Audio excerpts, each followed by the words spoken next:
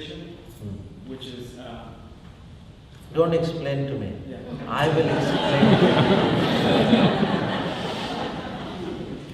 you. Vipassana comes from India. It has been mispronounced. The original Sanskrit for Vipassana is called Vipassana. Vaya means without any spiritual practice, Upasana. Vipassana became Vipassana, Vipassana. So it is mispronounced. Like Zen is a mispronunciation of the Japanese mispronunciation of the true Indian word called Dhyan. So Dhyan went with Bodhidharma from South India to China and it was mispronounced as Chan. It further went from China to Japan and it was mispronounced as Zen. So the original of Zen is Chan, the original of Chan is Dhyan. So also the original of Vipassana is Vipassana. India has tutored the whole world for more than 200 centuries in yogic techniques and spiritual practices.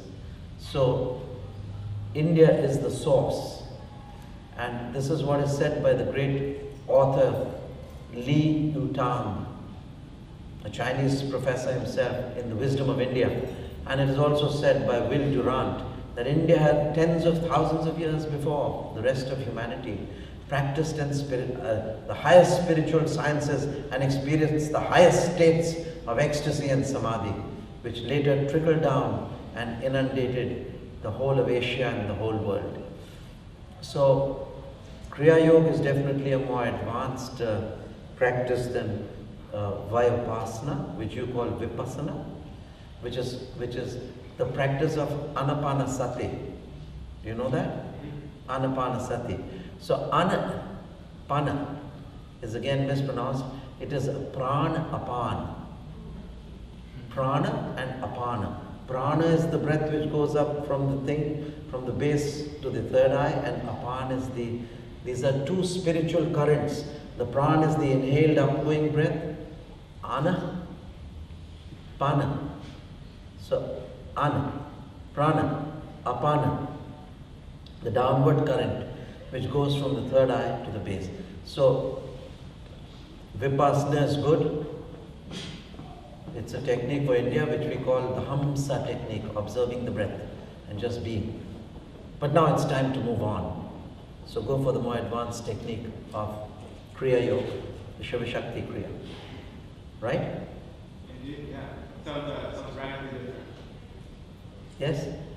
Is it radically different? Much more advanced? I wouldn't say it's much, yes, it is in a sense much more advanced, if you ask me, but I would say that all these techniques originated in the land of India. It's just not that because India is special. The great ones just chose that country, that's all. It could have been Eskimo land or Iceland or anywhere. But this is definitely, the techniques don't contradict one another. These techniques of Vipassana, Vipassana, Kriya Yoga, they blend like the colors of the rainbow and they complement one another.